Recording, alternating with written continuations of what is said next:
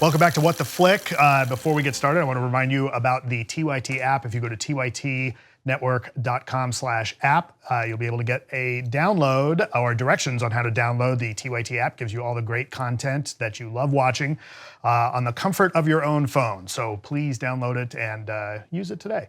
All right, we're going to talk a little bit about a new segment that we're calling Reboots That Nobody Asked For. We get plenty of reboots from Hollywood. They're constantly churning out old ideas. They're going to keep doing it until we stop going.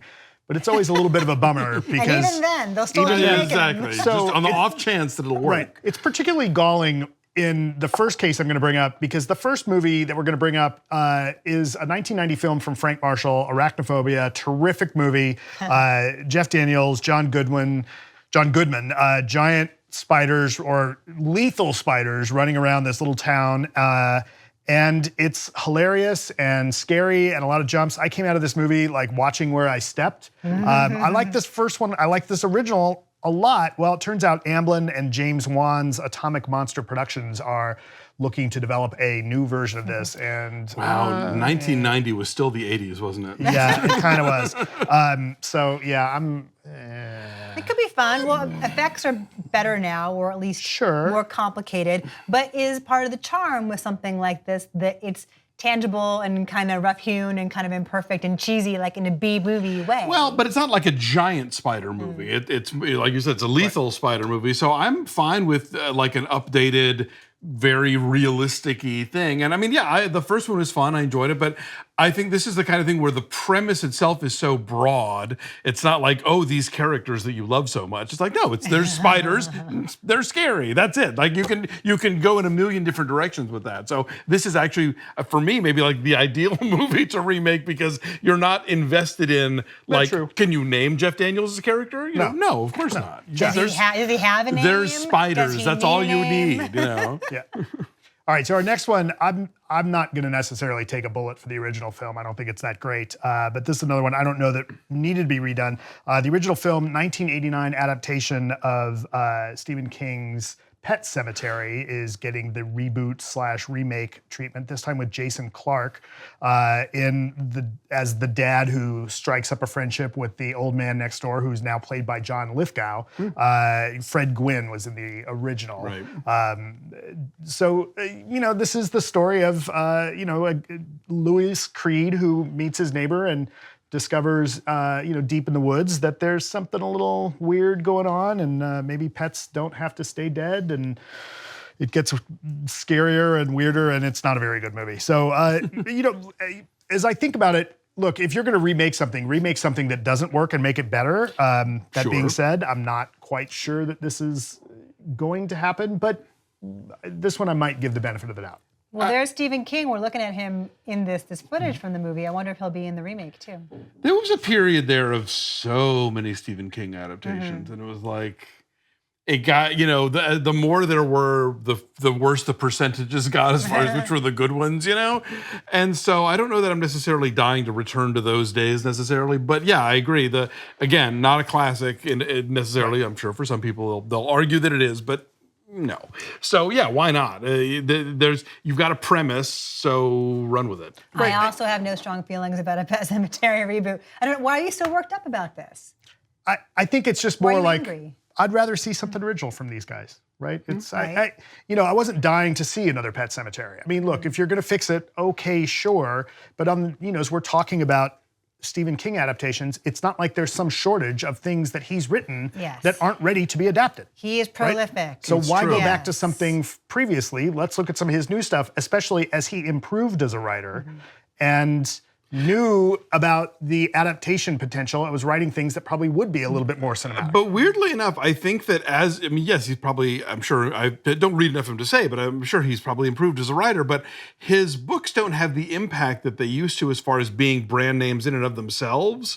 So the way they did in the 70s and 80s. And so I think that, I can't name one of his last 5 books, but I do know that he wrote Pet Sematary. So, there is a brand there that I think still kind of has some juice for bringing people to the theater. I understand also that plans for this have been in the works for a while, it sounds like, but then because it did so well. That will explain the Stephen King sudden influx. It'll suddenly be all those other properties from the 80s that the people who are making the decisions at the studios will say, "Oh, I remember that. I want to see We that still again." own Firestarter? Right? Yeah, no, look, Stephen King is hot again. I would bet good money within the next 6 months we'll hear about that one. Yeah. No, Right, and somebody will now tell me online, "Oh, no, here." No, it's already in progress. Right? Yeah. Yeah, hit me on Twitter. Okay, then the last one, this is another one that I think, the original's not that good. I think this movie, we are 20 years, 30 years too late into rebooting War Games. Don't touch War Games. War Games, the 1983 movie about Matthew Broderick and the computer that he hacks into and to play games, and it turns out that computer is Simulator. called the Whopper. Running NORAD, and every time he starts playing games, there are these drills about possible nuclear war. There's some tense moments in this movie, and it's a pretty solid film, but the whole movie is this treatise about the Cold War and how, the really ham-fisted bit at the end where mutual assured destruction, basically. Right, Yeah. where the computer, Joshua, the AI, says, the only way to win is to not play. Like, okay, we got it, Joshua. We get it. We know going into this. I mean, the politics have changed, and I'm sure that somebody's thinking, yes, but we have Wi-Fi now, or games are so much more realistic now. But yeah, I think as a nice little sort of Cold War fable / techno, phobia thriller, the original one's is fine. I mean, I don't know what you would do to War Games to make it work for now. Plus the fact that the idea of being at the brink of nuclear war is kind of happening. So I guess that's a reason to do it again. We are back in the late era Cold War, in which we're all having nightmares again about, having our eyes blasted out by the bomb. I don't know. It's funny that this Gizmodo story about this reboot of War Games, which is going to be a series, by the way, an interactive series involving hackers, describes it as a 1983 cult classic. I don't think it's a cult classic. I think it was a hit then, and I have strong and fond memories of War Games. I mean, it's very of its time thematically and the look of it, and young Matthew Broderick and young Ali Sheedy. But I saw War Games a million times when I was a kid, and I have no interest in seeing this. I mean, with hackers, how are they going to make it fun with hackers? Hackers aren't fun.